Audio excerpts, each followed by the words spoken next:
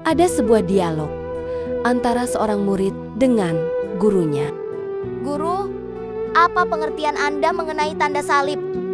Para orang suci menggambarkan tanda salib sebagai pertahanan diri yang kuat melawan kejahatan, suatu cara untuk mengidentifikasi diri secara publik sebagai seorang Kristen, dan suatu doa yang harus dipanjatkan secara rutin dan disertai iman.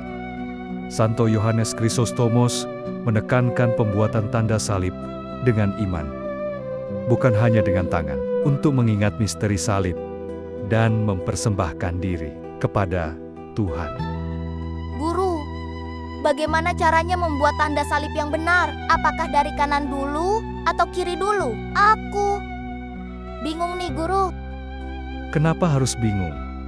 Mau dari kanan dulu atau kiri dulu? Toh sama-sama membuat tanda salib kan? Jadi, tidak perlu bingung, seperti yang sudah guru jelaskan tadi di awal tentang pengertian tanda salib, yaitu suatu cara untuk mengidentifikasi diri secara publik sebagai seorang Kristen, dan suatu doa yang harus dipanjatkan secara rutin dan disertai iman.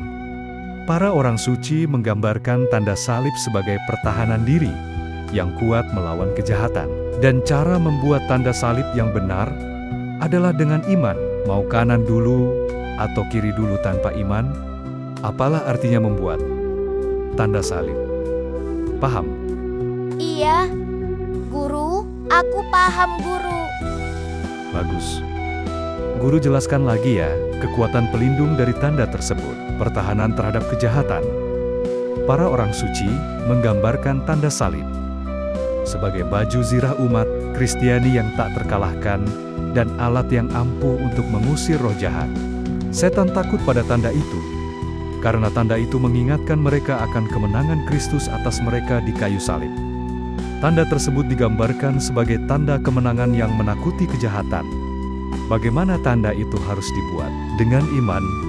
Penting untuk membuat tanda dengan iman dan niat baik, bukan hanya secara mekanis.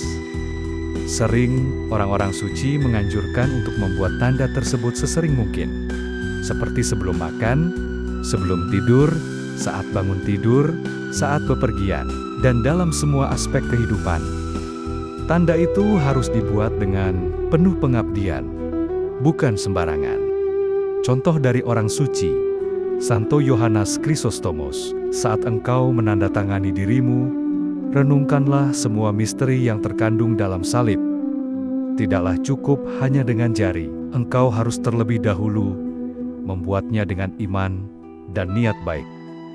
Santo Efraim orang Syria menekankan kekuatan rohani dan makna salib yang mendalam. Ia menyebut salib sebagai jembatan di atas kematian yang menuntun kepada kehidupan. Ia juga mengaitkannya dengan pohon kehidupan yang menyatakan bahwa pohon itu memberikan kehidupan abadi.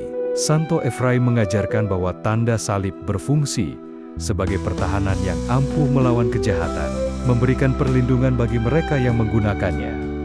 Santo Efraim menganggap tanda salib sebagai pernyataan iman yang kasat mata, sebuah metode tradisional kekristenan dalam membuat tanda salib. Paham?